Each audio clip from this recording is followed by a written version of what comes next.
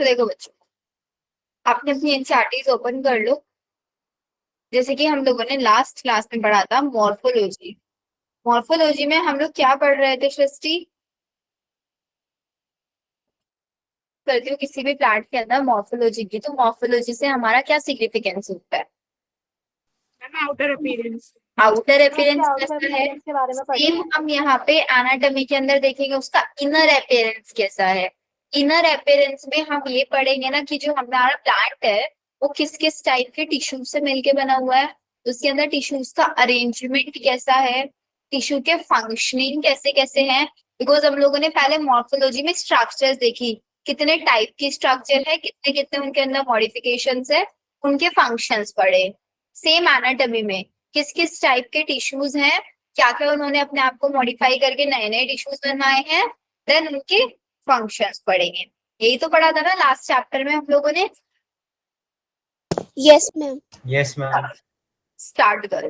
तो सबसे पहले अगर मैं आप लोगों से पूछूं, कोई भी ऑर्गेनिज्म सेल से मिलके बना होता है। Cell is the structural and basic structure and functional unit of life. यही डेफिनेशन पढ़ते हैं ना। Yes ma'am. सेल से मिलके ही हमारा क्या बनता है? टिश्यू बनता है। टिश्यू से ही ऑर्गन सिस्टम, ऑर्गन से organism. Organ system. Then organism. जैसे कि हम लोगों ने बायोलॉजिकल क्लासिफिकेशन चैप्टर में पढ़ा था, हम लोग क्या पढ़ रहे हैं? प्लांट किंगडम को डिटेल में पढ़ रहे हैं, नहीं पढ़ रहे हैं? तो प्लांट किंगडम के अंदर क्या ऑर्गन सिस्टम्स प्रेजेंट थे? नहीं थे ना, नहीं थे मैम। है ना। तो अब इसका मतलब बहुत सारे सेल्स मिलके एक टिश्यू बनाते हैं। तो टिश्यू की अगर मैं एक डेफिनेशन लिखूं, what is tissue? Tissue is the group of cell, ये लिखोगे ना? Yes ma'am. या फिर ऐसे यस लिखोगे, ma'am. Tissues are the cells of common origin.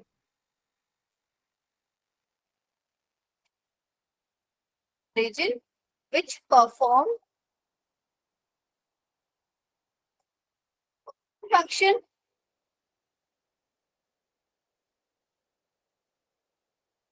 Clear लग रही है सबको? टिश्यूज की, टिश्यूज के अंदर सारे वो सेल्स होते हैं जो एक कॉमन ऑरिजिन है जिन सबका, और सब मिलके कॉमन फंक्शन परफॉर्म करते हैं। जैसे कि आप लोगों ने 10th क्लास में पढ़ा होगा, टिश्यूज के अंदर डिवीजन ऑफ लेबर भी हो जाता है। एक टिश्यू को बोलेंगे कि भाई आप ये वाला फंक्शन करो, दूसरे को बोलेंगे दूसरा फंक्शन परफॉर्म करने के लिए।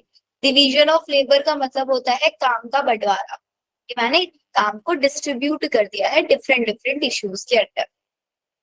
ठीक है। अब एक सिंपल सी चीज है, सपोज मेरे पास लक्ष्य है, ठीक है। लक्ष्य को मैंने काम परफॉर्म किया कि आपको क्या करना है, एक बिल्डिंग दे दिया, उसको बोला कि आपको इस पूरी की पूरी बिल्डिंग को पेंट करना है। क्या लक्ष्य उस काम को अकेले परफॉर्म कर पाएगा? नो। हो जाएगा। और इंडिविजुअल्स ना, उसको ज्यादा इंडिविजुअल्स की यस मैम। जरूरत पड़ेगी काम करने के लिए। सेम साइड में मैंने क्या किया, ग्रुप बना दिया, और ग्रुप के अंदर हमने आयुष को रख दिया, महक आ गई, तनिष्का आ गई, स्नेहा आ गई, ये सारे इंडिविजुअल्स आ गए।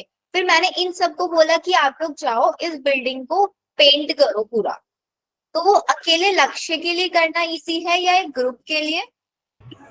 मैम ग्रुप के लिए। अकेले करना इजी है ना। तो इसका मतलब अगर हम बोले कि मेरा एक अकेला सेल एक प्रॉपर फंक्शन नहीं कर सकता, कोई भी एक फंक्शन ले लो, कोई भी एक स्पेसिफिक फंक्शन अकेला सेल नहीं कर सकता, लेकिन सेम सेल जब एक ग्रुप ऑफ सेल के साथ आके कंबाइन होगा, सेम लक्ष्य अकेला एक पेंटिंग नहीं कर पा रहा था बिल्डिंग में, लेकिन लक्ष्य को जब मैंने एक ग्रुप में कंबाइन करा दिया तो उसने वो एक फंक्शन परफॉर्म करना शुरू कर दिया, नहीं कर दिया? Yes ma'am.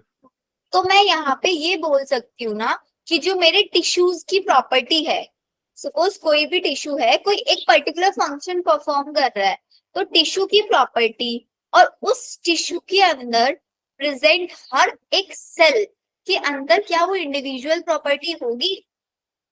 Yes ma'am.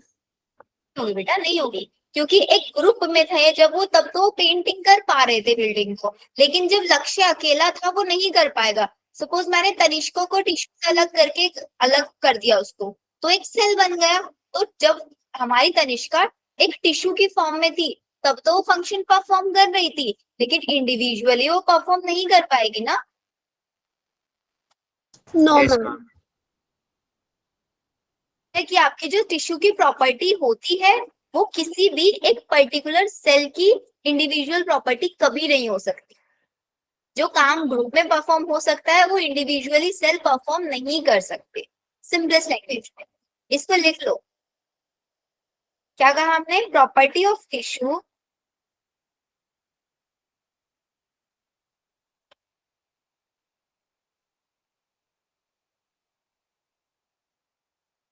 is not present in its constituent cells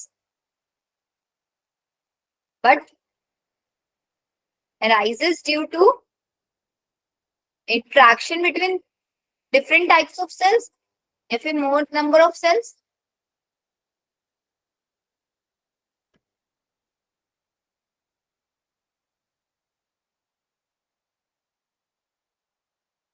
लिखो इसको जल्दी से। हमने सिर्फ अभी तक सेल के बारे में पढ़ा, टिश्यूज क्या फंक्शन परफॉर्म कर सकते हैं, सेल क्या नहीं कर सकता, वो समझा है बस, जो हमारी एनसीईआरटी की फर्स्ट पैरा में हमें समझाया गया है।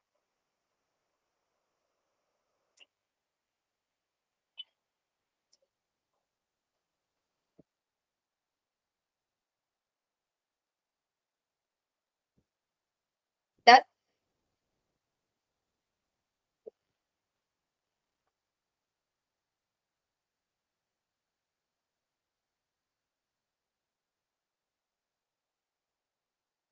I'm done. ओके, नेक्स्ट चलते हैं। बेटा देखो, अब इसी बेसिस पे जब भी मैं एक प्लांट की स्टडी कर रही हूँ तो मेरे प्लांट के अंदर आपको दो टाइप के टिश्यूज मिलेंगे। The first one will be meristematic tissues,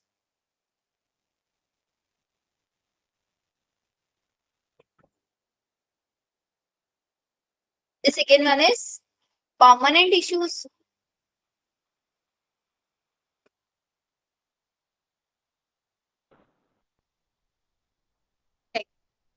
जितने भी मेरे पास टिश्यूज है, मतलब ऐसे समझ, मेरे पास एक सामने प्लांट है, उस प्लांट के अंदर मेरे को बहुत सारे टिश्यूज दिख रहे हैं। मैंने क्या किया, उन टिश्यूज को दो ग्रुप्स में डिवाइड कर दिया। एक टिश्यू, एक ग्रुप के अंदर वो सारे टिश्यूज रखते जो बिल्कुल यंग थे, जिनका काम था सिर्फ और सिर्फ डिवाइड करना। एक ग्रुप में वो सारे टिश्यूज रखती है जिनका काम था सिर्फ और सिर्फ फंक्शन परफॉर्म करना। जैसे कि हम लोगों के घरों में भी होता है। आप लोगों का एग्जाम्पल ही मैं आप ले लेती हूँ।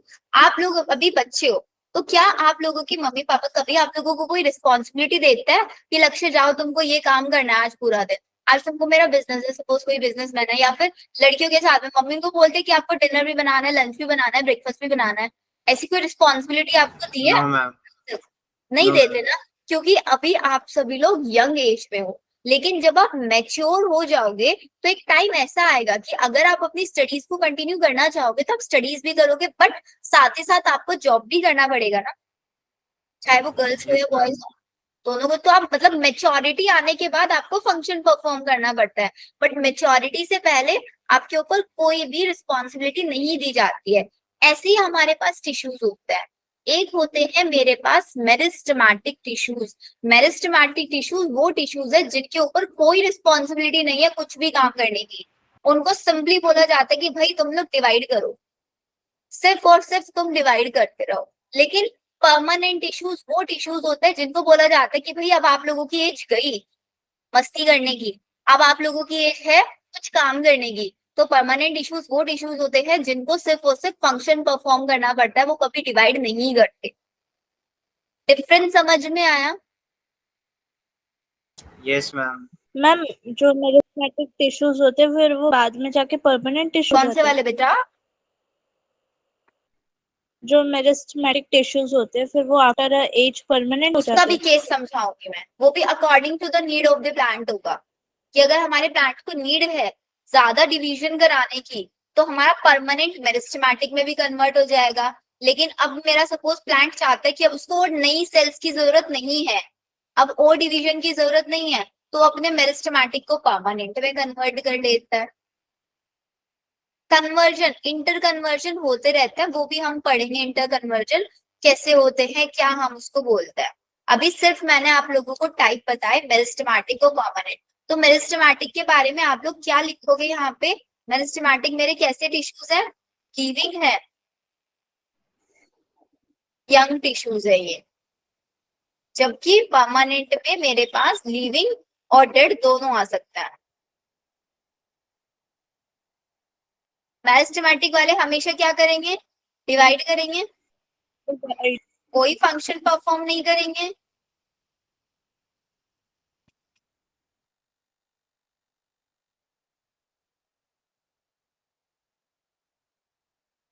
कि परमानेंट वाले never divide,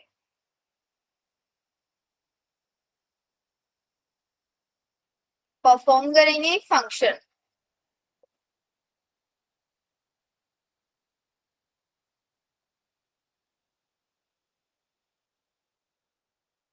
Write down all these points.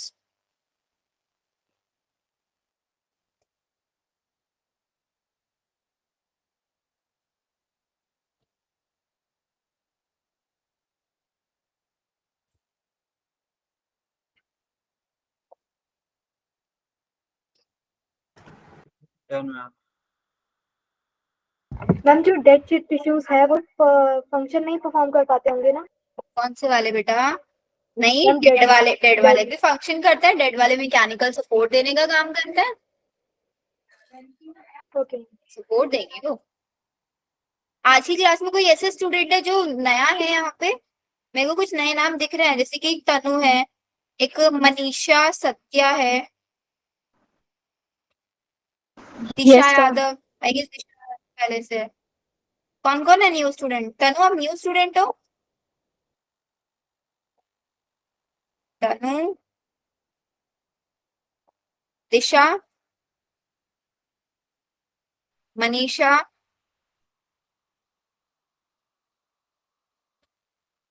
Tanu and दिशा, ये दो स्टूडेंट नए हैं। And Manisha,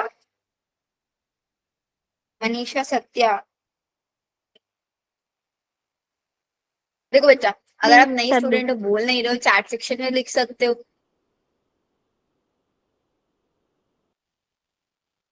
Tanu, I can't hear you. चलो छोड़ो। तो जितने नए स्टूडेंट हैं उनको भी समझ में आ जाएगा, बिकॉज आज हमारा इस चैप्टर का फर्स्ट लेक्चर है, कुछ भी ऐसे नहीं है जो पुराने चैप्टर से रिलेट कर रहा है ज्यादा। लिख लिया होगा मैम सबने यहाँ चैट तक? बंद है। अब on the basis of origin, Yes, ma'am. Chat बंद है? Yes ma'am, okay. Ma'am Saturday कर अच्छा, दीजिए। लास्ट क्लास में हम लोगों ने चैट बंद किया था ना? Yes ma'am. अभी देखो, अभी मैसेज कर सकते हो आप। देखो, नेक्स्ट टॉपिक लिखो, on the basis of origin.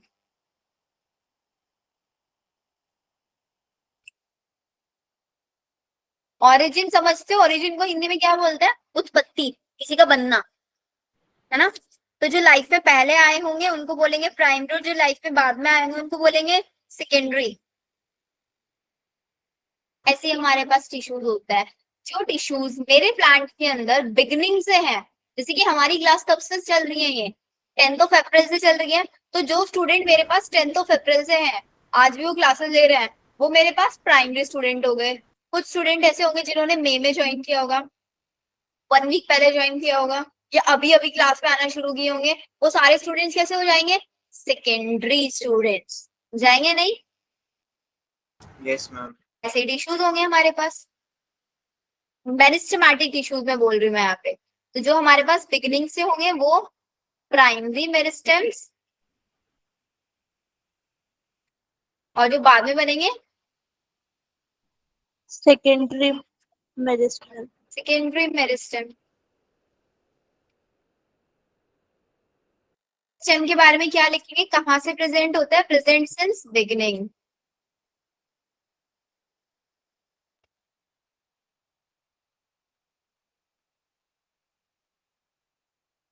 और जो सेकेंडरी वाले होता है बाद में बनता है, फॉर्म्ड लेटर ऑन। जो प्राइमरी मेरिस्टेम्स होते हैं, मतलब हमारी क्लास में जो प्राइमरी स्टूडेंट्स होते हैं, हमेशा रिजल्ट वो वाले स्टूडेंट्स दिखाएंगे, वो वाले रिजल्ट्स दिखाएंगे जो बीच में या सेशन के एंड में ज्वाइन करेंगे। कौन अच्छा रिजल्ट? प्राइमरी। मैम प्राइमरी वाले। तो हमारे प्लांट के अंदर जो मेन ग्रोथ है, ग्रोथ मतलब प्लांट की हाइट बढ़ना, वो कौन से मेरिस्टेम करवाएंगे? Primary meristem. अगर मेरे को प्लांट की गिर्थ बढ़वानी है, मतलब उसका डायमीटर बढ़ाना है, तो उसका काम कौन करेगा? सेकेंडरी मेरिस्टेम करेगा। तो ऐसे ही हम इनको नाम दे देते हैं। प्राइमरी मेरिस्टेम हेल्प करेगा इन प्राइमरी ग्रोथ, और secondary meristem secondary growth.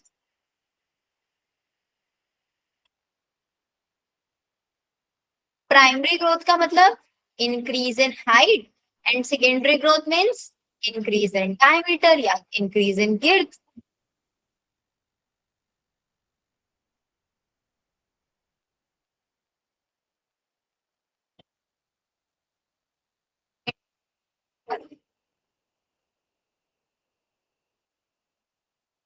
Increase मतलब थिकनेस बढ़ाना।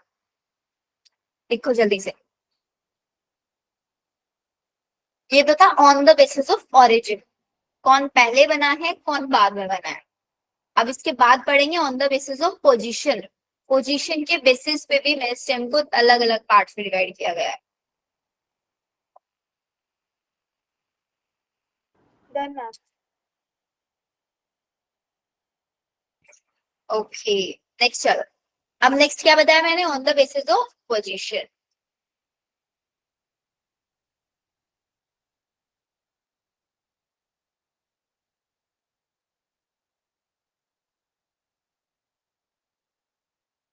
पोजीशन के बेसिस पे भी मेरिस्टेमेटिक टिश्यूज को हम 3 पार्ट्स में डिवाइड कर सकते हैं। जो हमारे एपिकल पार्ट पे प्रेजेंट होंगे, टिप्स पे प्रेजेंट होंगे, उनको बोलेंगे एपिकल मेरिस्टेम। जो सेंटर में बीच में प्रेजेंट होंगे इंटर कैलरी मेरिस्टेम, और जो गिर्थ में डायमीटर वाली साइड्स पे प्रेजेंट है उनको बोलेंगे लेटरल मेरिस्टेम। जो मेरा एपिकल मेरिस्टेम और इंटर कैलरी मेरिस्टेम है, ये दोनों की दोनों मेरिस्टेम प्राइमरी इन ऑरिजिन है। अब ये प्राइमरी ऑरिजिन है बच्चों, तो दोनों के दोनों कैसी ग्रोथ कराएंगे? Primary growth. प्राइमरी ग्रोथ कराएंगे, हाइट इंक्रीज कराएंगे। इसी बेसिस पे एपिकल मेरिस्टेम को 2 पार्ट्स में डिवाइड कर रही हूँ, जो कि मैंने आप लोगों को मॉर्फोलॉजी में पे पढ़ाया था। शूट के ऊपर प्रेजेंट होगा शूट एपिकल मेरिस्टेम, और रूट पे प्रेजेंट होगा एपिकल मेरिस्टेम। ठीक है। और lateral meristem secondary in origin है, तो ये क्या कराएगा?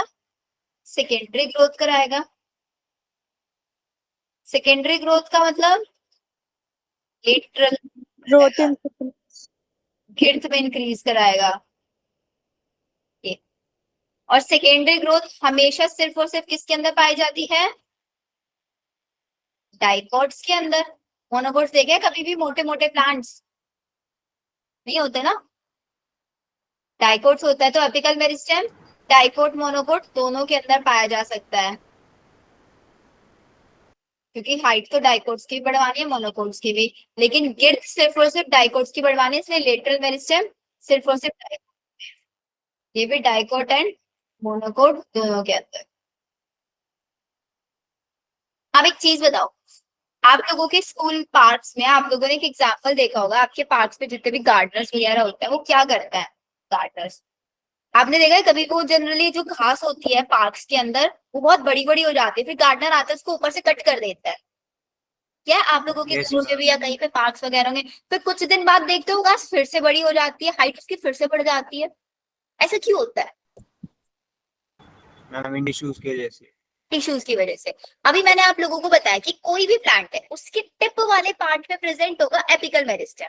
हमारा गार्डनर आया, उसने घास को कट कर दिया, एपिकल मेरिस्टेम कट हो गया वहां से, एपिकल मेरिस्टेम किसके लिए रिस्पॉन्सिबल था? Growth Primary height growth. Primary growth. Primary Primary growth growth. Means height increase. Increase in height. तो जब मेरा ग्रासेस के अंदर से एपिकल मेरिस्टेम कट हो चुका है, फिर भी हमारे प्लांट की हाइट कैसे बढ़ रही है? मैम मेरिस्टेमेटिक टिश्यू की वजह से. टिश्यू की वजह से. एपिकल तो कट हो गया, कौन सा बच गया? Inter calorie meristem. Yes ma'am. Calorie meristem बच गया ना. तो अगला क्वेश्चन आता है कि हमारे जो ग्रेजिंग एनिमल्स क्या करते हैं? घास को ऊपर ऊपर से खा लेते हैं, नीचे नीचे वाला पार्ट छोड़ देते हैं, मतलब एपिकल मेरिस्टेम खा लेते हैं, इंटर कैलोरी बच जाता है, की हाइट बढ़ जाती है just because of these inter calorie meristem. ठीक है, ओके मैम. लिखो इसको जल्दी से. फिर इसके बाद एकदम मस्त सा फ्लो चार्ट समझाती हूँ आप लोगों को. सबने लिख लिया? No, ma'am. Yes ma'am. लिखो जल्दी. तनु समझ आ रहा है आपको? तनु, अरे नहीं बोलना, एटलीस्ट थम्स अप दे दो, यस मैम लिख दो, कुछ तो लिख दो.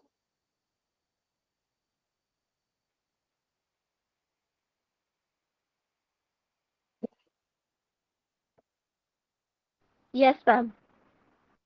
Very good. चले आगे. Yes, ma'am. Yes, ma'am. इसका रह गया है, डोंट वरी, स्लाइड शेयर कर दूंगी, वहां से लिख लेना. अब देखो, एक सिंपल सा प्रोसेस है, बहुत सिंपल है, कुछ भी डिफिकल्ट नहीं है. हमने पढ़ा प्राइमरी मेरिस्टेम क्या होता है. क्या होता है प्राइमरी मेरिस्टेम? हाइट जो इंक्रीज हाइट करता में है. हेल्प करते हैं. और प्राइमरी का मैम सबसे पहले आता है जो बिगिनिंग. सबसे पहले बिगिनिंग से प्रेजेंट होता है. हुस्नवाज, नेटवर्क इशू हो रहा है आपका? हुस्नवाज, नेटवर्क इशू हो रहा है, बार बार लीव हो रहा है. तो प्राइमरी मेरिस्टेम वो टिश्यूज होते हैं जो हमारे सिंस बिगिनिंग प्रेजेंट होता है. ठीक है, और हाइट इंक्रीज कराता है. अभी जैसे मैंने आप लोगों को एग्जांपल दिया था कि सपोज हमारे पास लक्ष्य है, लक्ष्य की घर में उसके मम्मी है, पापा है, दादा है, दादी है, सब कुछ है. अचानक से क्या, एग्जांपल दे रही हूँ, माइंड मत करना कोई भी. क्या हुआ, हमारे लक्ष्य अभी मजे से पढ़ाई कर रहा था, उसके ऊपर कोई रिस्पॉन्सिबिलिटी नहीं थी घर की, लेकिन उसके घर में कुछ ऐसी कंडीशन आए, कुछ भी फाइनेंशियल इश्यूज आए, कुछ भी कंडीशन आए जिसकी वजह से लक्ष्य के ऊपर रिस्पॉन्सिबिलिटी आ गई. रिस्पॉन्सिबिलिटी इन द सेंस कि उसको कहीं बाहर जाके कोई जॉब करनी पड़ गई, कुछ इनकम उसको लेके आनी पड़ी. तो लक्ष्य अभी तक यंग था, लेकिन अब उसको कुछ कंडीशंस आई उसके सामने जिसकी वजह से उसको मैच्योर होना पड़ गया. Mature in the sense responsibility उसने लेनी शुरू कर दी. तो अब हमारा लक्ष्य मेरिस्टेमेटिक से कैसा बन गया? परमानेंट. परमानेंट. परमानेंट वो होता है ना जो कभी डिवाइड नहीं करते, जो कभी मस्ती नहीं करते, सिर्फ और सिर्फ फंक्शन परफॉर्म करता है, अपनी रिस्पॉन्सिबिलिटी को समझते हैं. ऐसे ही हमारा लक्ष्य था. अब तक वो प्राइमरी मेरिस्टेम था, सिर्फ और सिर्फ क्या कर रहा था, पढ़ाई कर रहा था अच्छे से, लेकिन कुछ कंडीशन उसके सामने है जिसकी वजह से उसको मैच्योर होना पड़ा. तो हमारे प्राइमरी मेरिस्टेम के अंदर भी ऐसी कंडीशन आई जिसकी वजह से उनको मैच्योर होना पड़ा. उस प्रोसेस को क्या बोलेंगे, जिस कंडीशन के अंदर उसको मैच्योर होना पड़ा, उसको बोलेंगे हम डिफरेंशिएशन. डिफरेंशिएशन को सिंपलेस्ट लैंग्वेज में आप यहाँ पे लिख लो मैच्योरेशन. मैच्योरेशन ही तो हुआ ना, मैच्योर ही तो हुआ लक्ष्य, तभी तो काम करने लगेगा कुछ. तो प्राइमरी मेरिस्टेम से कन्वर्ट होके वो किस में बनेगा? प्राइमरी मेरिस्टेम से क्या बनेगा जब उसको Permanent. डिवाइड नहीं करना है, फंक्शन परफॉर्म करना है? परमानेंट बनेगा. और कैसे वाला परमानेंट बनेगा, प्राइमरी वाला या सेकेंडरी वाला? प्राइमरी. Ma'am Secondary. सेकेंडरी वाला. प्राइमरी बेटा पहली बार बन रहा है ना लक्ष्य, लक्ष्य अंदर तो पहली बार मैच्योरेशन आ रहा है, तो प्राइमरी नहीं बनेगा. Yes ma'am. तो यहाँ पे मेरे पास बनेगा प्राइमरी मेरिस्टेम. ठीक है, अब लक्ष्य ने क्या करना शुरू कर दिया, जॉब करना स्टार्ट कर दिया, अपनी रिस्पॉन्सिबिलिटी समझना शुरू कर दिया. ठीक है, फिर उसकी फैमिली में वापस से कंडीशंस नॉर्मलाइज हो गई, जिसकी वजह से लक्ष्य को बोला गया कि भाई अब तुम अपनी जॉब वगैरह छोड़ दो, वापस से तुम पढ़ाई करना शुरू कर दो। तो मतलब उसको अपने अंदर से मैचुरेशन हटाना है ना। Yes ma'am. कौन सा प्रोसेस होगा ये जब उसको अपने अंदर से मैचुरेशन हटाना है? सेकेंडरी। D differentiation. डिफरेंशिएशन को भगाना है, डिफरेंशिएशन को रिमूव करना है। So it will be called as dedifferentiation. Yes ma'am. Yes. Ma'am ये यहाँ पर प्राइमरी मेरिस्टम लिखा है या मैम यहाँ पर ओ परमानेंट नहीं सॉरी होना सॉरी चाहिए? सॉरी सॉरी सॉरी सॉरी बच्चों, दिस इज प्राइमरी परमानेंट।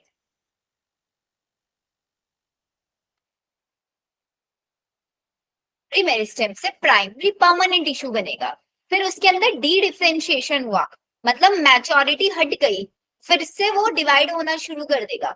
अच्छा चलिए काम करो, थोड़ा सा और सिंपल बनाते हैं आप लोगों के लिए। इसको ऐसे लिख लो, प्राइमरी मेरिस्टेम जो होंगे वो डिवाइड करेंगे ना, और हमारे जो प्राइमरी परमानेंट होंगे डू नॉट डिवाइड। मतलब पहले डिवाइड कर रहे थे, फिर डिवाइड नहीं करेंगे, फिर वापस से उनको अपना डिफरेंशिएशन हटाना है, तो अब किस में कन्वर्ट होंगे वो?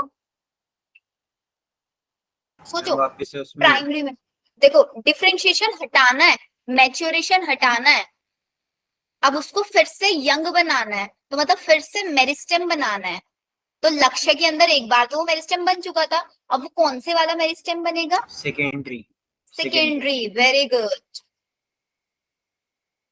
जिसको नहीं समझ में आ रहा है होल्ड ऑन करना, एक बार इसको लिख लूं फिर दोबारा से एक बार फिर बताओ, ठीक है? सेकेंडरी मेरिस्टेम हो गया। अब फिर से लक्ष्य के सामने ऐसी कंडीशन आई कि भाई उसको फिर से रिस्पॉन्सिबिलिटी लेनी पड़ गई। अब क्या करेगा वो? वापस से अपने अंदर डिफरेंशिएशन लेके आएगा, मतलब रीडिफरेंशिएशन कराएगा। Yes ma'am. Yes ma'am. अब किस में कन्वर्ट होगा वो? Secondary permanent. Very good, secondary permanent में कन्वर्ट।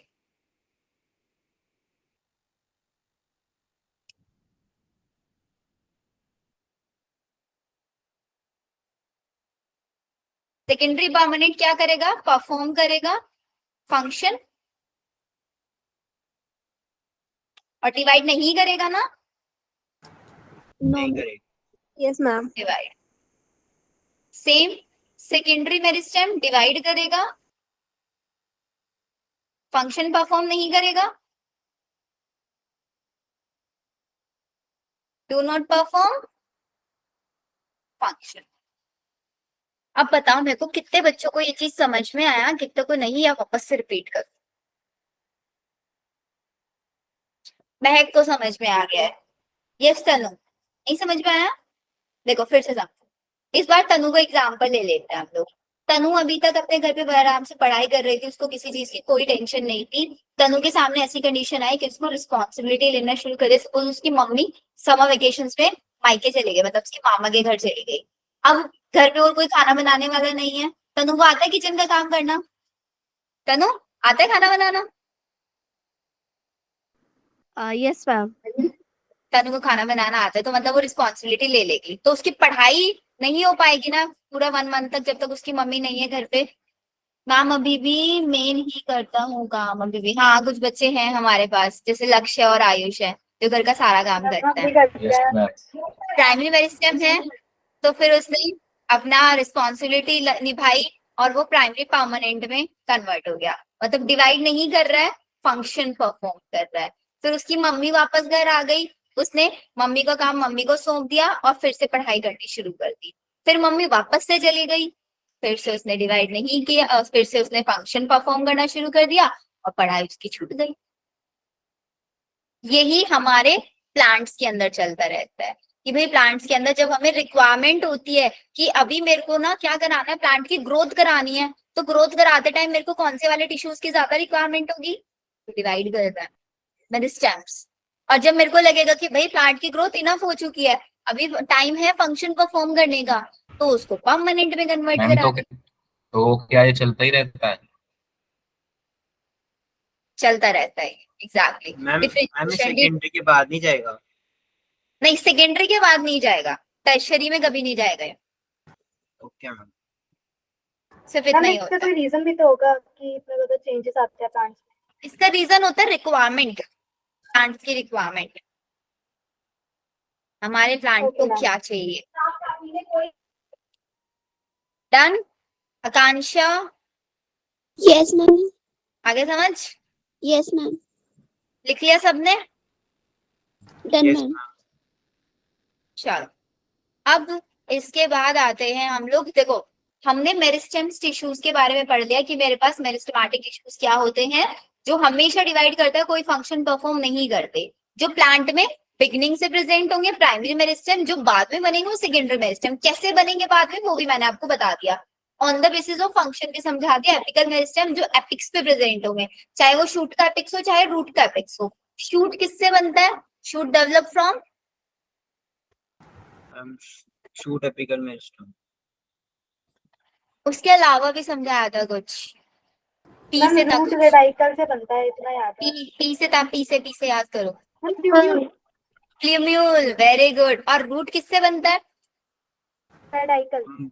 रेडिकल से बनता है। अगर मैं आपसे मोनोकोट्स में पूछूं, इन प्ल्यूम्यूल और रेडिकल के ऊपर ही कुछ एक्स्ट्रा शीथ प्रेजेंट थी, कुछ एक्स्ट्रा टिश्यूज प्रेजेंट थे, प्ल्यूम्यूल के ऊपर क्या प्रेजेंट था बेटा, इतनी जल्दी तो नहीं भूल सकते आप लोग लास्ट मैम चैप्टर। पाइलोड। प्ल्यूम्यूल के ऊपर कोलियोप्टाइल और रेडिकल के नीचे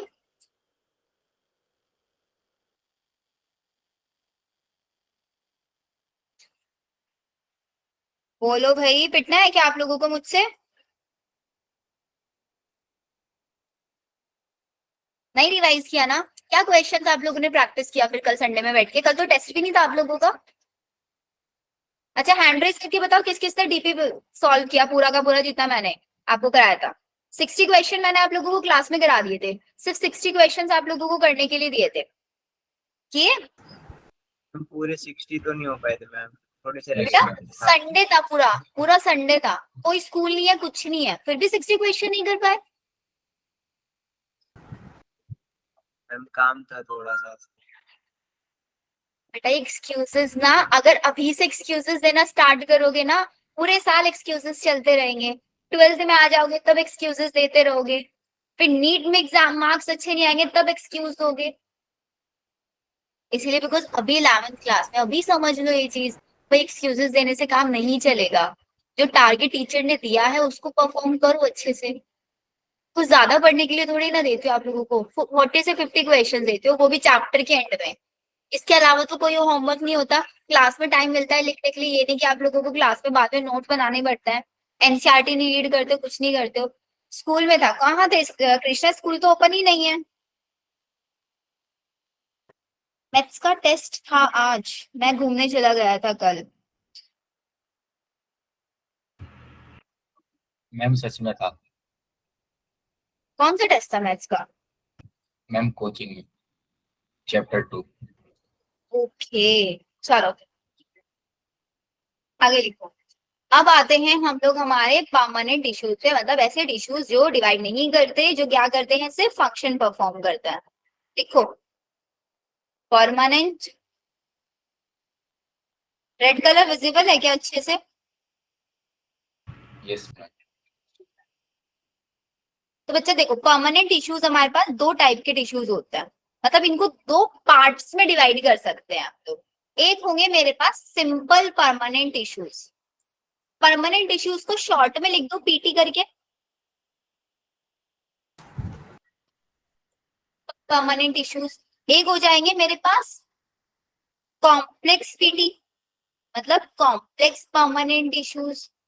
अब सिंपल हम किसी चीज को कब बोलते हैं, जो भाई बहुत ही ज्यादा सिंपल होती है, मतलब ऐसे टिश्यूज जो सिर्फ और सिर्फ एक टाइप के सेल से मिलके बने होते हैं, not of a only one cell, एक सेल नहीं है उनके अंदर, सिर्फ एक ही टाइप की सेल्स हैं सारी की सारी।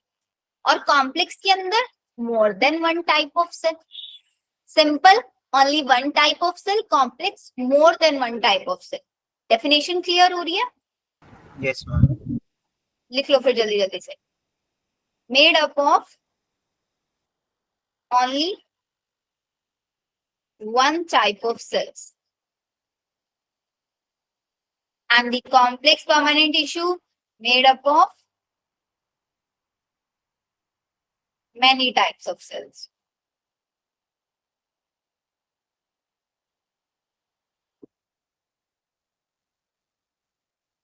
टिश्यूज में हमारे पास आएंगे 3 टाइप के tissues. The first one is parenchyma, जो कि आप लोग छोटी क्लासेस में भी पढ़ के आए हैं। मैम Then- कॉम्प्लेक्स में डिफरेंट टिश्यू होंगे, सेल होंगे। क्या बेटा, दोबारा बोलो। मैम कॉम्प्लेक्स में डिफरेंट सेल होंगे। ये सेल्स, उसका एग्जाम्पल अभी मैं बताऊंगी ना, तब आपको और अच्छे से समझ में आ जाएगा। Okay ma'am. Parenchyma, collenchyma and sclerenchyma,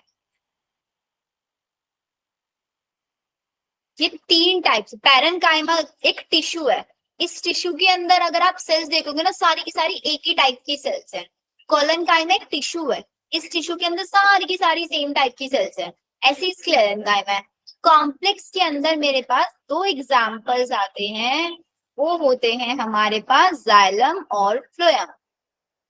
xylem को अगर आप देखोगे तो बच्चा, जाइलम जो होता है मेरे पास, वो 4 डिफरेंट टाइप ऑफ सेल से मिलके बना होता है। Xylem is made up of 4 different types of cell. Same in the case of phloem, phloem भी हमारे पास 4 डिफरेंट टाइप्स ऑफ सेल से मिलके बना होता है। जाइलम का फंक्शन मेरे को कौन बताएगा? अरमान आप बताओगे? अरमान, अंशिका। वाटर एंड मिनरल्स का कंडक्शन करना। Yes, ma'am. यस अच्छा, वाटर का कंडक्शन कहाँ से कहाँ तक होता होगा? बेसिक सा क्वेश्चन। मैम, रूट से ऊपर की साइड रूट से upper part of the plant. Very good. तो जाइलम हमारा क्या करता है? वाटर एंड मिनरल्स दोनों एक साथ बोलता है। एंड मिनरल्स का कंडक्शन ये करेगा। फ्लोएम क्या करेगा? फूड का। मैम फूड का फूड करता का है लीफ कंडक्शन से। करेगा। फूड कहाँ पे बनेगा? Leaves. लीव्स में बनेगा। तो लीफ से रूट्स तक भी और लीफ से upper part of the plant तक भी। इसीलिए जाइलम जो होता है ना, वो हमेशा यूनिडायरेक्शनल फ्लो दिखाता है कि रूट से सिर्फ ऊपर वाले प्लांट में आएगा वाटर, ऊपर से नीचे नहीं आएगा, यूनिडायरेक्शनल। जबकि फ्लोएम जो होता है, ऊपर से नीचे भी, नीचे से ऊपर भी, मतलब मल्टी डायरेक्शनल या फिर बाई डायरेक्शनल फ्लो दिखाता है। जिसको डिटेल में जाइलम कैसे वाटर ट्रांसपोर्ट करता है, इसके पीछे क्या मैकेनिज्म है, इसको हम पढ़ते हैं प्लांट फिजियोलॉजी में। इसलिए हम बोल रहे थे ना लास्ट क्लास में, भाई हमें लोगों को प्लांट्स क्यों पढ़ाया जाता है? हम लोगों को तो नहीं पढ़ना है एमबीबीएस में जाके, बट स्टिल हम लोगों को नॉलेज होनी चाहिए इसके बारे में। तो जाइलम और फ्लोएम के बारे में डिटेल हम पढ़ेंगे। ट्रांसपोर्ट इन प्लांट के मैकेनिज्म के पीछे क्या डिटेल है, इनकी एनाटॉमी इसी चैप्टर में पढ़ेंगे।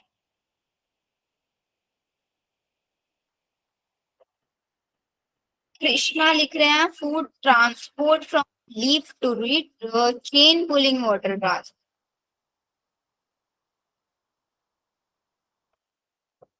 या ट्रांसलोकेशन, लॉन्ग डिस्टेंस ट्रांसपोर्ट जो कराता है ना, उसको बोलता है ट्रांसलोकेशन।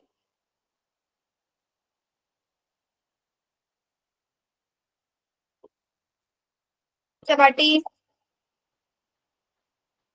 मैम हो गया। चलो स्टार्ट करते हैं हम लोग हमारे पहले टिश्यू से, विच इज पैरेन्काइमा। पहले parenchyma, collenchyma and then sclerenchyma.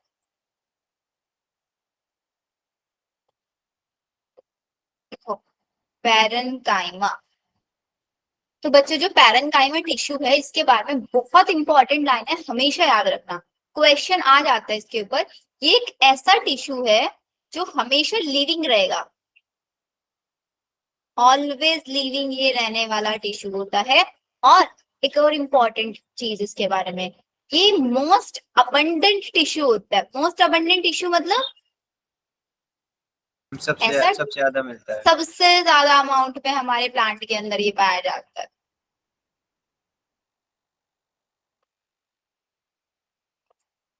Most abundant tissue. And इस टिश्यू की अगर हम शेप की बात करेंगे, जब मैं आप लोगों को एनसीईआरटी रीड आउट कराऊंगी ना, तब आप लोगों को इसका डायग्राम दिखाऊंगी प्रॉपर्ली। ठीक है? शेप जो होती है इसकी, पॉलीगोनल हो सकती है, स्फेरिकल हो सकती है, ओवल हो सकती है, राउंड हो सकती है। इस टाइप की शेप्स इसके अंदर हमको देखने के लिए मिलेगी। इसके बाद इसकी जो सेल वॉल होती है बच्चों, वो मोस्टली टाइम थिन होती है, थिन होती है। बहुत ही रेयर केसेस होता है जिसके अंदर इसकी सेल वॉल आपको थिक देखने के लिए मिलेगी। अब पैरेन्काइमा मोस्ट अबंडेंट टिश्यू है, तो इसके अंदर जो इंटरसेलुलर स्पेस है वो एब्सेंट होगा, प्रेजेंट होगा? एब्सेंट होगा मैम। प्रेजेंट होगा, मैम प्रेजेंट होगा। मोस्टली केसेस में प्रेजेंट होगा। और अगर हम एब्सेंट की बात करेंगे ना, तो दो केसेस होता है सिर्फ जहां पे एब्सेंट होगा, एंडोडर्मिस एंड एपिडर्मिस। अब एंडोडर्मिस एपिडर्मिस क्या होता है? जैसे हम लोग एनाटॉमी पढ़ेंगे ना, रूट्स और स्टेम की स्ट्रक्चर्स बना के देखेंगे, वहां पे आपको समझ में आ जाएगा कि एंडोडर्मिस किसको बोलते हैं और एपिडर्मिस किसको बोलते हैं। लिखो जल्दी से पैरेन्काइमा के बाद।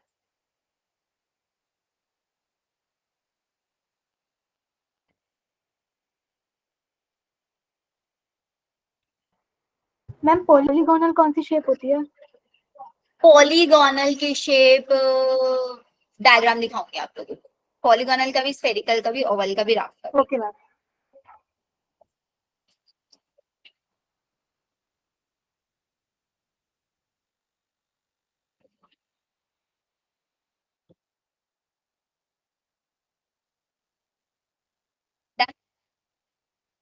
Yes ma'am. पैरेन्काइमा के बाद नेक्स्ट वन टिश्यू कौन था हमारे पास? कोलेनकाइमा। कोलेनकाइमा। तो बच्चे लोग, जो हमारे पास कोलेनकाइमा टिश्यू होता है, ये भी ऑलवेज लिविंग होता है, हमेशा लिविंग है। नॉन लिविंग क्यों नहीं होता क्या बेटा? मैम? ये लिविंग क्यों होता है, नॉन लिविंग क्यों नहीं होता? कोई भी सेल नॉन लिविंग हो सकता है बेटा। सेल या तो लिविंग हो सकता है या फिर वो डेड हो सकता है, सिर्फ नॉन लिविंग नहीं हो सकता सेल। मैम कोई भी सेल नॉन लिविंग नहीं होता? नहीं बेटा, कोई भी सेल नॉन लिविंग नहीं हो सकता। यूनिसेलुलर ऑर्गेनिजम्स भी हमारे लिविंग होते हैं, एक सिंगल सेल से भी मिलके बने होता है। सेल कब तक लिविंग है? जब तक वो अपने सारे फंक्शंस परफॉर्म कर रहा है। उसके अंदर जो माइटोकॉन्ड्रिया है, अगर वो प्लांट सेल है, क्लोरोप्लास्ट है, अगर उसके अंदर फंक्शनिंग चल रही है, सेलुलर मेटाबॉलिज्म उसका चल रहा है, तब तक वो लिविंग कंसीडर किया जाएगा। अगर फंक्शन ना करे तो वो डेथ कहलाएगा? अगर क्या ना करे? फंक्शन नहीं करे तो? अगर वो फंक्शन नहीं कर रहा है तो उस केस में हम उसको डेड बोलेंगे कि वो डेड हो चुका है। हाँ, डेड अगर हो चुका है उस केस में आप उसके लिए नॉन लिविंग टर्म यूज कर सकते हो, बट नॉन लिविंग से बेटर होता है डेड टर्म यूज करना। मैम क्योंकि वो अपने अंदर केमिकल कॉम्बिनेशंस भी तो बना रहे हैं। क्या सृष्टि? मैम क्योंकि वो अपने अंदर केमिकल कॉम्बिनेशंस भी तो कर रहे हैं। ये भी राइट है। और मैम अगर एक टाइम पे अगर वो इसको भी करना बंद कर देते उसका तो कोई काम ही नहीं है फिर। हाँ, फिर तो उसका कोई काम बचेगा ही नहीं मैम वो हमारे बॉडी में सेल ही का। रहेगा, फिर वो बॉडी में रहेगा प्लांट की। प्लांट्स की बॉडी के अंदर जो डेड सेल्स होता है बेटा, डेड सेल्स जो होता है वो एलिमिनेट हो जाता है। हाँ यस मैम, वो एलिमिनेट हो जाता है। जैसे हमारी बॉडी के अंदर होता है ना, सेल्स का फेगोसाइटोसिस हो जाता है। कुछ ऐसी टाइप की सेल्स होती है जो फेगोसाइटोसिस कर लेती है। और जितने भी डेड, अगर प्लांट के केस में कंसीडर करेंगे तो जितने भी डेड सेल्स होते हैं वो प्लांट्स के, जैसे कि हमारी ओल्ड लीव्स होती हैं, कोई भी लीव्स ओल्ड लीव होती है और फॉलिंग होता है लीव्स को, क्यों होता है? क्योंकि उसके पास सारे के सारे डेड सेल्स एक्यूमुलेट हो जाती है, इसीलिए हमारा लीफ फॉलिंग हो जाता है, एब्सिशन हो जाता है। Okay ma'am. So collenchyma always living है। जैसे हमारे पास पैरेन्काइमा मोस्ट अबंडेंट टिश्यू था, ऐसे ही हमारे पास कोलेनकाइमा एक मोस्ट स्कैंटी टिश्यू होता है। स्कैंटी मीन्स लीस्ट अमाउंट में बेटा, स्कैंटी को लिख लो लीस्ट, सबसे कम अमाउंट में हमारे पास कोलेनकाइमा प्रेजेंट होता है। और कोलेनकाइमा के ऊपर जो क्वेश्चन आपको देखने के लिए मिलेगा, कोलेनकाइमा एब्सेंट होगा मोनोकोट्स के अंदर। ये मोनोकोट्स के अंदर नहीं पाया जाएगा, और डाइकोट्स में भी पाया जाएगा कुछ स्पेसिफिक केस में। डाइकोट में मैं आप लोगों को एक लेयर पढ़ाऊंगी, हाइपोडर्मिस। ये भी जब आप लोग एनाटॉमी की स्ट्रक्चर देखोगे ना, तब खुद बताऊंगी मैं आप लोगों को। मैंने आप लोगों को पैरेन्काइमा में लिखाया था, जहां पे इंटरसेलुलर स्पेस होता है, एपिडर्मिस, एंडोडर्मिस, कोलनकाइमा में हाइपोडर्मिस, तो वहां आप सारी चीजें रिलेट कर पाओगे। ठीक है, तो डाइकोट्स के अंदर जो हाइपोडर्मिस होता है वो आपका कोलनकाइमा से मिलके बना होता है। हाइपोडर्मिस भी किसका? हमारे स्टेम के अंदर का। या फिर हमारे डाइकोट्स का जो पेटियोल होता है, व्हाट इज पेटियोल बच्चों? स्टॉक लाइक स्ट्रक्चर जिससे हमारा लीफ अटैच होती है, और स्टॉक लाइक स्ट्रक्चर जिससे हमारा फ्लावर अटैच होता है उसको क्या बोलते हैं? Peduncle. Yes ma'am. Yes ma'am. Peduncle के बेस वाले पार्ट से अगर छोटी छोटी लीव्स अटैच होती है, उन लीव्स को क्या बोलते हैं?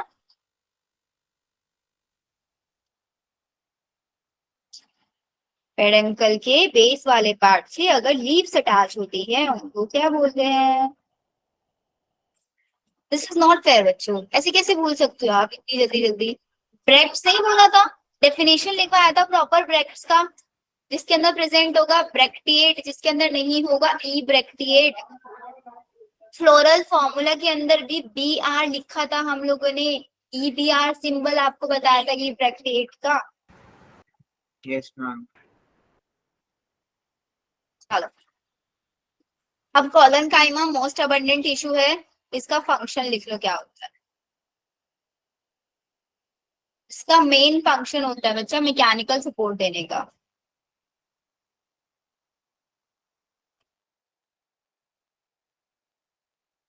मैकेनिकल सपोर्ट प्रोवाइड कराता है। अगर हम इसकी शेप पे बात करेंगे तो आप लोगों ने 10th क्लास में एक स्ट्रक्चर पढ़ी होगी साइक्लोहेक्सेन की। Yes ma'am. Yes ma'am. होता है ना साइक्लोहेक्सेन। हमारा कोलनकाइमा भी कुछ कुछ इसी टाइप से दिखाई देता है। ठीक है, और इसके अंदर जो आप इसके टेंजेंशियल्स देखोगे, टेंजेंशियल्स के अंदर आपको सेलुलोज की थिकनिंग देखने के लिए मिलेगी। क्वेश्चन ये आ जाता है कोलनकाइमा के टेंजेंशियल पे किस चीज की थिकनिंग होती है, लिख लो इस पॉइंट।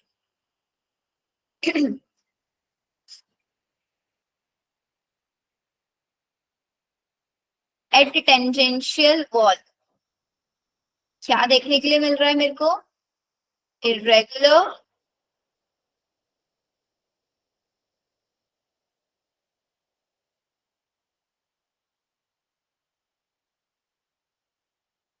मैम टेंजेंशियल का मतलब कैसे समझ नहीं आया। टेंजेंट्स, ये पॉइंट्स जहां पे दो लाइंस आके इंटरसेक्ट कर रही है। Okay ma'am. टेंजेंशियल वॉल्स पे इरेगुलर थिकनिंग पाई जाती है हेमीसेलुलोज एंड पेक्टिन का।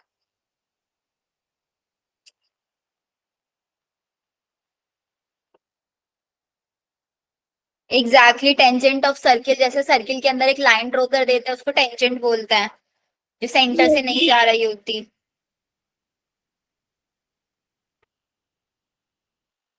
ने पूछा फेगोसाइटोसिस, बेटा फेगोसाइटोसिस का मतलब होता है किसी चीज को एनगल्फ करना। या राइट कि जो हमारा अमीबा होता है वो फूड इंटेकिंग का जो उसका प्रोसेस होता है उसको फेगोसाइटोसिस बोलते हैं। लेकिन हमारे अंदर जैसे कि मैक्रोफेजेस होता है ह्यूमन बॉडी के अंदर, आप लोग 12th क्लास में पढ़ोगे, मैक्रोफेजेस होता है फेगोसाइटिक नेचर के होता है। कोई भी फॉरेन पार्टिकल हमारी बॉडी के अंदर एंटर हो रहा है उसका फेगोसाइटोसिस। तो फेगोसाइटोसिस एक कॉमन टर्म है जिसको हम यूज करते हैं किसी चीज को जब कोई एनगल्फ करता है, उस प्रोसेस को सिग्निफाई करने के लिए, एनगल्फिंग के प्रोसेस। ठीक है कृष्णा?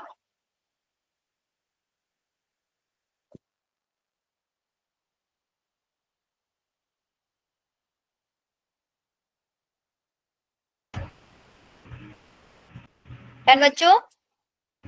Yes, ma'am ma'am. यहाँ पे मैकेनिकल सपोर्ट का मतलब कैसे कैसे फंक्शन करता है ये। मैकेनिकल सपोर्ट देने का काम ये होता है कि हमारे प्लांट को एक सपोर्ट सिस्टम देने का काम करता है। जैसे कि हमारी स्किन है, हमारी स्किन हमें क्या काम कर रही है? एक प्रोटेक्शन देने का काम कर रही है ना बाहर के एनवायरमेंट से। ऐसे ही हमारी प्लांट टिश्यू की जो बॉडी है वो एकदम सॉलिड रहे, रिजिड रहे, उसको एक सपोर्ट, मैकेनिकल का मतलब होता है रिजिडिटी बना के देना, तो कोलनकाइमा का काम होता है। क्योंकि इसके अंदर सेलुलोज की थिकनिंग प्रेजेंट है टेंजेंशियल वॉल पे, इसका मतलब इसकी जो वॉल्स है बहुत ज्यादा सॉलिड टाइप से हो जाएंगी, थिक हो जाएंगी बहुत ज्यादा। याद रहेगा कि मैकेनिकल सपोर्ट देने का काम करता है, तो फिर आपको इसके पीछे का रीजन भी याद आ जाएगा, क्योंकि उसके टेंजेंशियल वॉल पे थिकनिंग होती है हेमिसेलुलोज और पेक्टिन का। Yes ma'am. सबसे ज्यादा हमारे मैकेनिकल सपोर्ट की जरूरत किसको पड़ेगी? हमारे पेटियोल को, जिससे हमारी लीफ अटैच है। सपोज पेटियोल भी बहुत ज्यादा हमारा फ्लॉन्टी फ्लॉन्टी टाइप से होगा, तो वीक होगा, तो उसकी वजह से जो हमारी लीफ है वो भी तो गिर जाएगी ना, लीफ ही टूट जाएगी अगर पेटियोल वीक होगा तो यस पेटियोल को भी एक सपोर्ट की जरूरत है। ऐसे ही हमारा जो स्टेम होता है, स्टेम को भी, बिकॉज स्टेम से ही लीफ अटैच होती है, स्टेम से ही फ्लावर अटैच होता है, तो सबसे ज्यादा सपोर्ट की जरूरत किसको है? स्टेम को जरूरत है। इसलिए स्टेम का जो हाइपोडर्मिस होता है, हाइपोडर्मिस मतलब बाहर वाली लेयर के अंदर साइड वाली जो लेयर होती है, सबसे बाहर एपिडर्मिस, एपिडर्मिस के अंदर वाली साइड में हाइपोडर्मिस होगा। Done collenchyma. Yes ma'am. अब आ जाओ स्क्लेरेंकाइमा पे।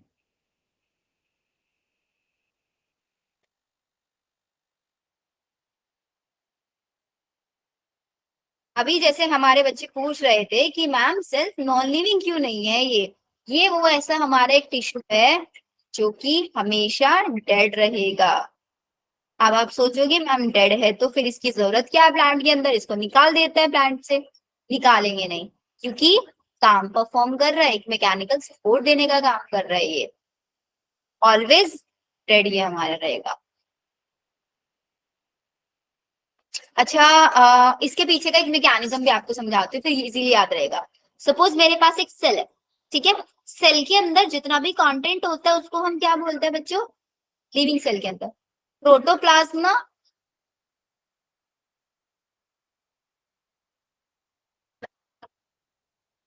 सेल का साइटोप्लाज्म प्लस न्यूक्लियस मिला के, न्यूक्लियस को हटा के बोलते हैं तो उसको साइटोप्लाज्म बोल देते हैं। तो हमारे सेल के पास प्रोटोप्लाज्म है, ठीक है, सेल के बाहर एक सेल वॉल भी है और सेल मेम्ब्रेन भी है। हमारे सेल ने क्या किया अपने अंदर, क्योंकि स्क्लेरेंकाइमा एक कैसा टिश्यू है? डेड। परमानेंट। परमानेंट भी है ना बच्चों, परमानेंट है। तो अभी इसके पास प्रोटोप्लाज्म है, मतलब ये अभी लिविंग सेल है ये, ठीक है। अब इसने अपने अंदर किया डिफरेंशिएशन। डिफरेंशिएशन किया, तो डिफरेंशिएशन का मतलब होता है मैचुरेशन। मैचुरेशन का मतलब होता है कि अपनी कैपेबिलिटी को लॉस करेगा डिवाइड करने की। तो इसने क्या कर दिया, अपना सारा का सारा प्रोटोप्लाज्म लॉस्ट कर दिया, लॉस्ट ऑफ प्रोटोप्लाज्म, ठीक है। अब बचा क्या, सिर्फ और सिर्फ सेल वॉल बच गई। तो इसके ऊपर क्या हो जाता है, एक सेकेंडरी वॉल का डिपोजिशन हो जाता है, सेकेंडरी वॉल डिपोजिशन इसके ऊपर हो जाएगा। एंड ये अपने अंदर बहुत सारा लिग्निन डिपोजिट कर लेता है, यहाँ पे हो जाएगा डिपोजिशन ऑफ लिग्निन, जिसकी वजह से हम इसको कंसीडर करेंगे डेड, क्योंकि इसके पास प्रोटोप्लाज्म नहीं है। प्रोटोप्लाज्म नहीं है तो कोई सेलुलर एक्टिविटीज नहीं चल रही होंगी इसके अंदर, इसलिए तो हमने इसको डेड बोला। अब डेड है लेकिन फंक्शन परफॉर्म करेगा, कौन सा फंक्शन? मैकेनिकल सपोर्ट देने का।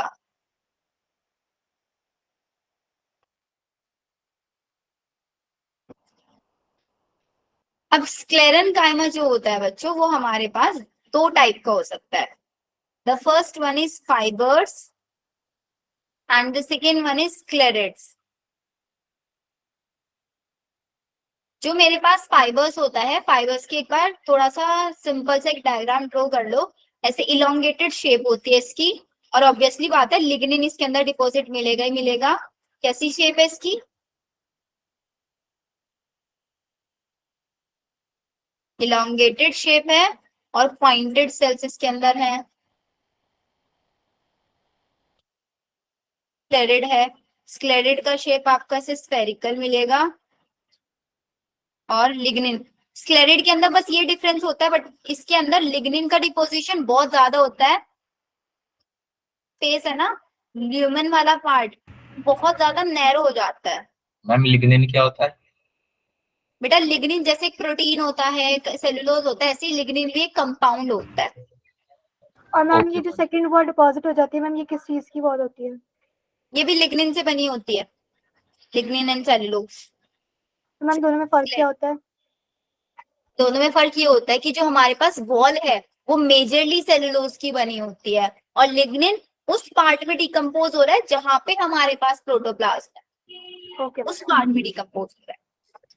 तो फाइबर्स और स्क्लेरिड दोनों में शेप में डिफरेंस आ जाता है कि हमारे स्क्लेरेनकाइमा की कौन सी सेल्स है जिनका shape elongated and pointed cell होता है, तो आंसर विल बी फाइबर।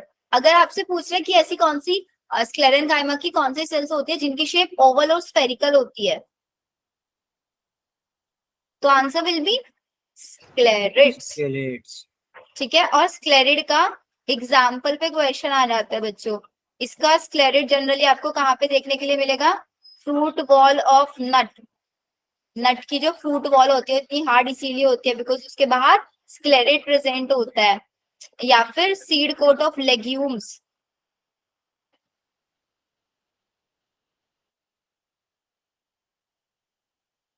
ज्यादा 2 एग्जाम्पल्स।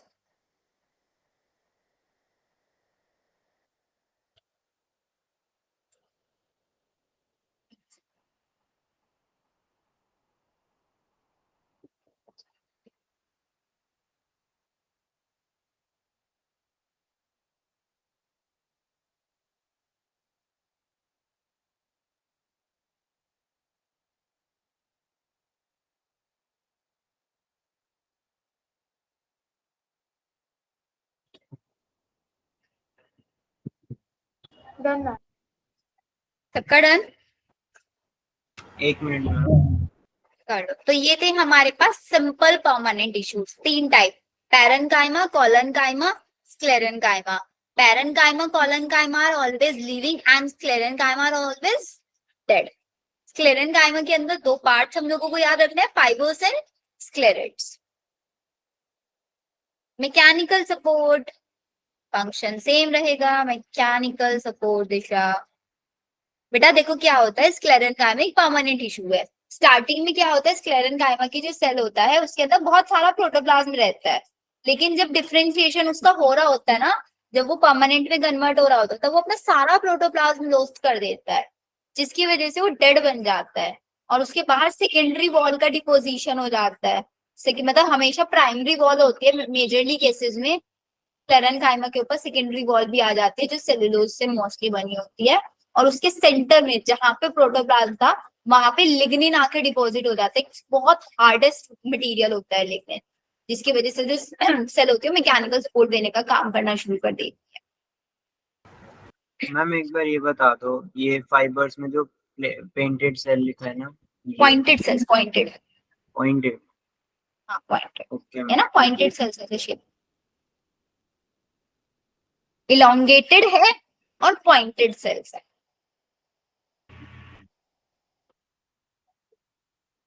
Okay ma'am. डिफरेंशिएशन के प्रोसेस को भी सृष्टि बेटा जितना मैंने क्लास में पढ़ा दिया ना उससे बाहर नहीं पढ़ना है बेटा। डिफरेंशिएशन में सिर्फ इतना याद रखना है कि एक मेरिस्टेमेटिक सेल्स परमानेंट में कन्वर्ट हो जाता है, मैच्योर हो जाता है, और मैच्योरेशन का मतलब होता है अपनी डिवाइडिंग कैपेसिटी को लॉस्ट करके एक स्पेसिफिक फंक्शन परफॉर्म करना स्टार्ट कर देता है। बस इतना याद रखना। मैम 12th में तो नहीं पढ़ना पड़ेगा ना? मैंने करा दिया, this is too much sufficient. Okay ma'am. आप लोगों के माइंड में क्वेश्चन मॉर्फोलॉजी वाले चैप्टर से आ रहा होगा ना, मैम मॉर्फोलॉजी वाले चैप्टर में तो बड़ा इतने सारे एग्जांपल्स थे, बट आगे ऐसे कोई भी चैप्टर नहीं आएगा जिसमें आपको आउट ऑफ एनसीईआरटी जाना पड़ेगा। सिर्फ मॉर्फोलॉजी वाला एक चैप्टर है जिसमें पीवाईक्यू, और उसका भी मैंने आप लोगों को रीजन बताया था क्यों उसके अंदर पीवाईक्यूज आउट ऑफ एनसीईआरटी मिले हम लोग, बाकी और किसी में नहीं मिलेगा। तो नेक्स्ट आ जाओ complex permanent tissue. Complex permanent tissue कितने टाइप के बताए थे बच्चों? Made up of many ma'am 2 types of type के. Cells, ma'am 2 many type types. के, xylem and phloem. The first one will be xylem and the second one will be phloem. Xylem जो होता है बेटा, मैंने जैसे बोला था डिफरेंट टाइप्स ऑफ सेल्स, तो these are made up of 4 different types of cells. The first one is Xylem tracheids. parenchyma. हाँ, xylem parenchyma, very good. Vessels, fibers and xylem parenchyma.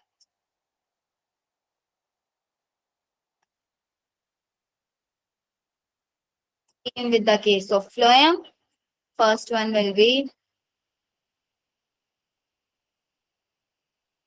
Companion cells. cells.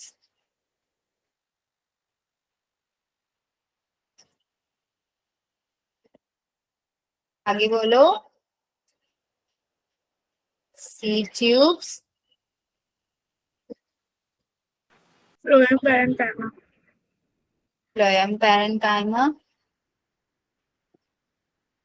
And the fourth one will be fibers. ठीक है, देखो जो मेरा xylem tissue है, इस tissue के लिए मैं एक टर्म यूज करती हूँ, मोस्टली डेड. इसके पीछे का लॉजिक मैं आप लोगों को समझाऊंगी क्यों होता है. और सेम फ्लोएम के लिए मैं टर्म यूज करती हूँ, मोस्टली लिविंग.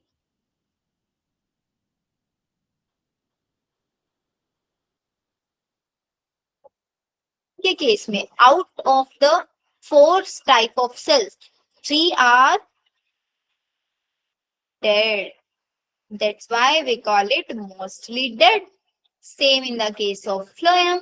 phloem के अंदर 3 cells जो होती हैं वो living होती हैं. Out of the 4, that's why we call it mostly living. Xylem fiber is dead बेटा. Xylem fiber is dead. Phloem fibre जो होता है वो भी डेड होता है. फाइबर्स हमेशा डेड होता है क्योंकि फाइबर्स आर द स्क्लेरेनकाइमेटस. मैम फिर ये डेड होता है तो ट्रांसपोर्ट कैसे करता है? डेड होता है तो ट्रांसपोर्ट कैसे करता है, उसका मैकेनिज्म आपको समझाऊंगी, तब आपको पता चल जाएगा. क्योंकि डेड है इसका मतलब ये नहीं कि कुछ काम परफॉर्म नहीं करेगा, फंक्शन परफॉर्म करेगा ये. और फंक्शन भी कुछ नहीं होता बेटा. जैसे कि हमारे घरों के अंदर होता है ना, सबके रूफ पे टैंक लगे होते हैं, ठीक है. टैंक से पाइप्स कनेक्टेड होते हैं, आपकी first floor, second floor, third floor, सब पे पानी ट्रांसफर होता नहीं होता है. जो पाइपलाइंस हैं वो लिविंग है, नॉन लिविंग है, मतलब डेड है ना वो भी एक टाइप से, Yes, लेकिन ma'am. उनके थ्रू ट्रांसपोर्ट तो हो रहा है. Yes, ma'am. हो रहा है ना उनके थ्रू ट्रांसपोर्ट. सेम हमारे ट्रैकेट्स वेसल्स होता है, ये भी ट्रांसपोर्ट Okay, ma'am. कराने का काम करता है पानी का. पानी बनवाते नहीं है, कुछ नहीं करते, सिर्फ एक जगह से दूसरी जगह ट्रांसपोर्ट करते हैं. But ma'am, phloem में तो तनु आपका वॉइस ब्रेक हो रहा है क्या? जी कृष्णा, मैम होलो स्पेस होता है, उस होलो स्पेस के थ्रू वाटर ट्रांसपोर्ट होता है.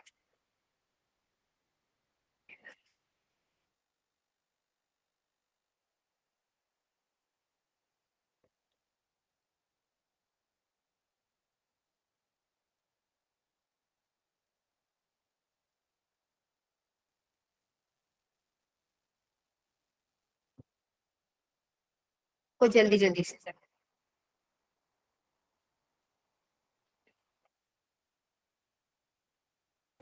मैम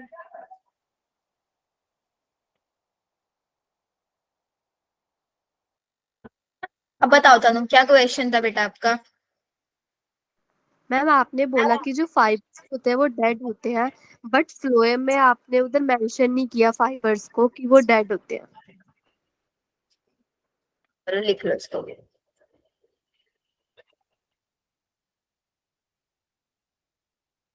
नहीं, हमारे पास 4 डिफरेंट टाइप्स के सेल्स है जिसमें से 3 डेड हैं.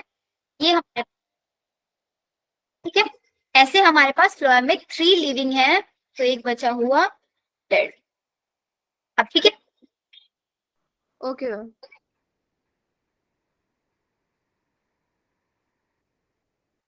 चलो आज इतना ही रखते हैं इसको.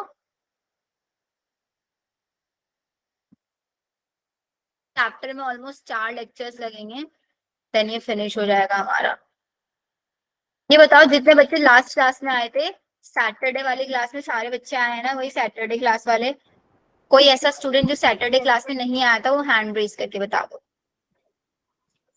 मैम मैं सैटरडे क्लास में आई थी पर वो लीव हो गई थी फिर बाद में क्या एंड हो में गई? तक नहीं।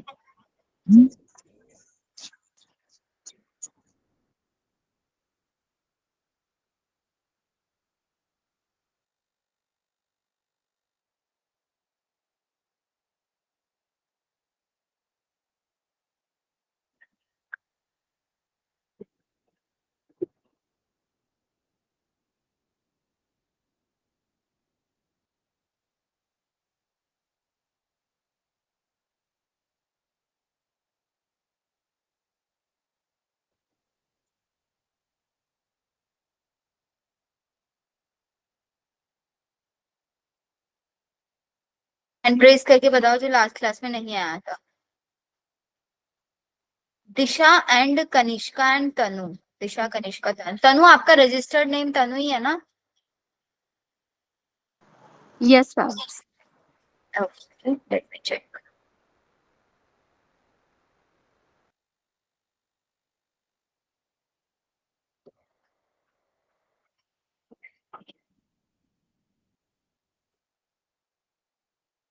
दिशा गंगवार।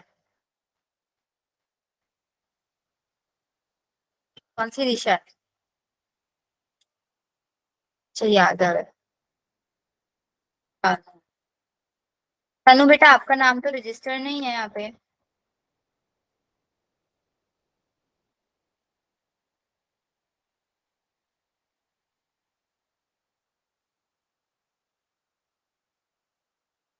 तनु आप अपना पूरा नाम बताओगे प्लीज?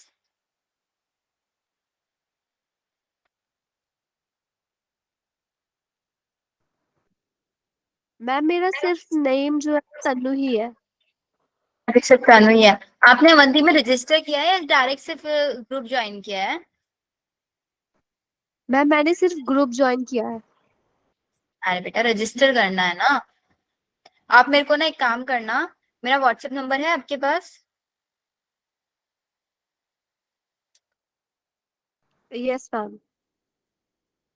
आप कर देना कि मैम मेरे को एक बार रजिस्टर करा दो आप अवंती में। तो अगर आप रजिस्टर नहीं कर पाओगे ना बेटा, आपका कोई भी डेटा नहीं होगा मेरे पास फिर। रजिस्टर करना जरूरी है। हाँ निष्ठा, मैं आपका चेक कर रही हूँ। सैटरडे वाली क्लास में तो अटेंडेंस हम लोगों ने पहले ही ले लिया था। हाँ निष्ठा प्रसाद, अटेंडेंस लग गया आपका। और तो कोई नहीं मैम बचा आपका ना? लग गया। मैम मेरी सबकी सबकी लग गई। जो लास्ट सैटरडे की क्लास में आया था उसकी सबकी। हाँ दक्ष, देख लिया मैंने प्रेजेंट। अब बैठ के पढ़ाई करो सबके सब। और प्लीज मॉर्फोलॉजी वाला चैप्टर मत भूलो बच्चों, बहुत इंपॉर्टेंट चैप्टर है वो। सबकी लग गई अटेंडेंस, जो लास्ट क्लास में आया था सबकी अटेंडेंस मार्क हो गई।